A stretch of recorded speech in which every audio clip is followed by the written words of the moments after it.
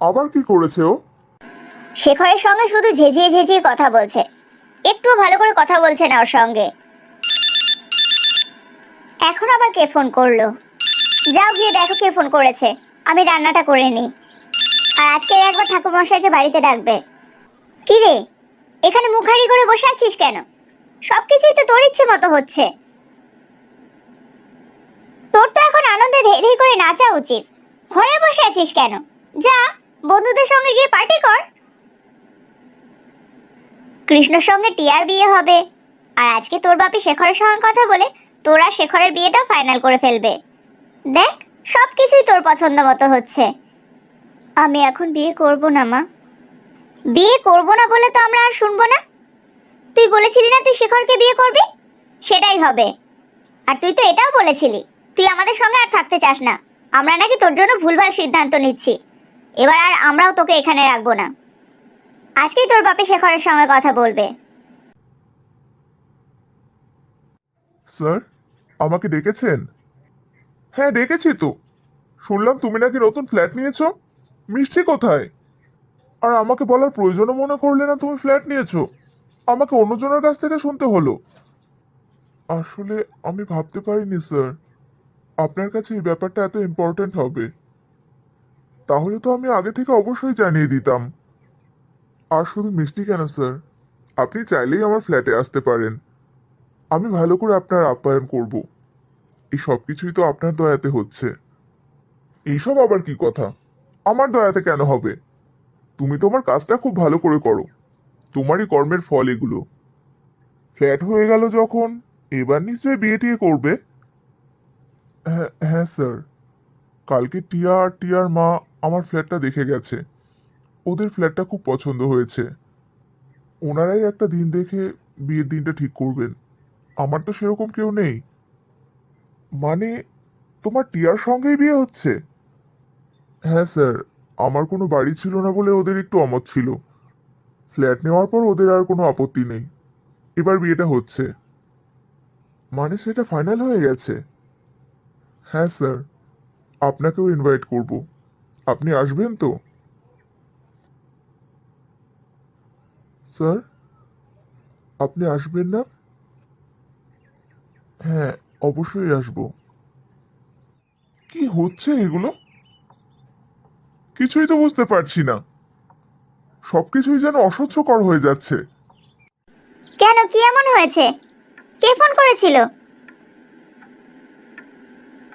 কি হলো? বোবার মতো চুপ করে থাকলে কেন? কে ফোন করেছিল? কে আবার? ভাদু ফোন করেছিল। মানে ওরা কি আমার সঙ্গে ছেলে খেলা খেলছে? কি হয়েছে সেটা তো বলো। কৃষ্ণ নাকি আবার বলেছে ও টিয়াকেই বিয়ে করবে। কৃষ্ণ টিয়াকে বিয়ে করবে? ছেলেটা রোগীদের চিকিৎসা করতে করতে মনে হচ্ছে নিজেই রোগী হয়ে গেছে। একবার বলছে পায়েলকে বিয়ে করবে, একবার বলছে টিয়াকে বিয়ে করবে। আমি ভাদুকে সরাসরি বলে দিয়েছি ওর সঙ্গে আমরা টিয়ার বিয়ে দেবো না। আমরা টিয়ার বিয়ে অন্য জায়গায় ঠিক করেছি। সর্বনাশ করেছে। তোমাকে কে বলতে বললো এই কথা? আমরা কৃষ্ণর মতন একটা ছেলেকে ছেড়ে শেখরের সঙ্গে টিয়ার বিয়ে দেবো কেন? কৃষ্ণ টিয়াকে বিয়ে করবে না বলে আমি শেখরের সঙ্গে ওর বিয়ে ঠিক করেছিলাম। তুমি এক্ষুনি কৃষ্ণর বাবাকে ফোন করো, বলো কৃষ্ণর সঙ্গে টিয়ার বিয়ে দিতে আমরা রাজি। তোমার জন্যই আজকে টিয়া এরকম হয়েছে। লোভী। বেশি কথা না বলে ফোনটা লাগাও, আমি কথা বলবো। আর শেখরকে যে তুমি কথা দিয়ে এলে, ওকে কি বলবে? টিয়া ওকে যা হোক একটা কিছু বলে দেবে।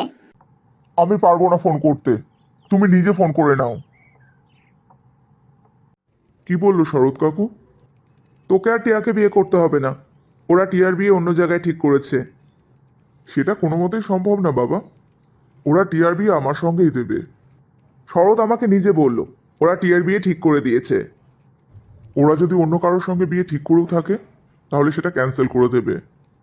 টিয়ার পাত্র হিসাবে ওরা আমাকেই ঠিক করে রেখেছে। তুই এতটা জোর দিয়ে কি করে বলছিস?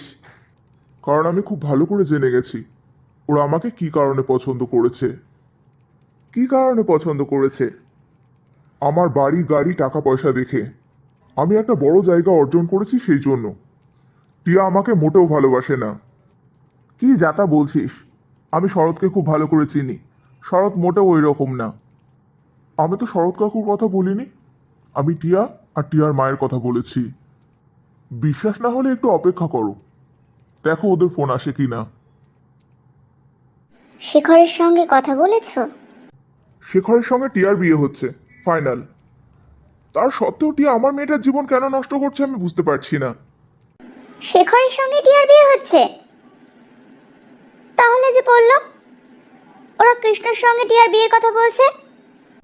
সত্যি করে বলছি, আমি টিয়াকেও নিজের মেয়ের মতনই ভালোবাসতাম, কিন্তু এই কয়েকদিনের মধ্যে এই টিয়া নামটা আমার কাছে অসহ্যকর হয়ে গেছে।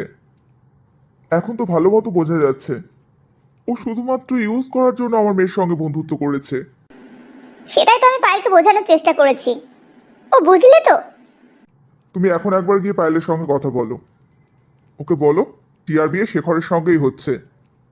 টিয়া যদি শেখরকেই বিয়ে করে তাহলে ওর কৃষ্ণকে বিয়ে করতে অসুবিধে কোথায়?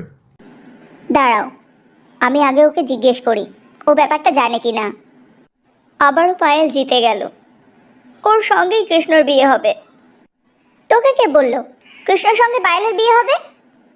তোমরা যদি জোর করে আমার বিয়ে শেখরের সঙ্গে দাও তাহলে পায়েলের রাস্তা তো পরিষ্কার, তখন ও কৃষ্ণকে বিয়ে করতেই পারবে। আর আমি যদি বলি কৃষ্ণ তোকে বিয়ে করবে বলেছে, কৃষ্ণ আমাকে বিয়ে করবে বলেছে, তুমি কি করে জানলে? একটু আগেই ওর বাবা ফোন করেছিল। ইয়েস, আমি তার মানে জিতে গেছি।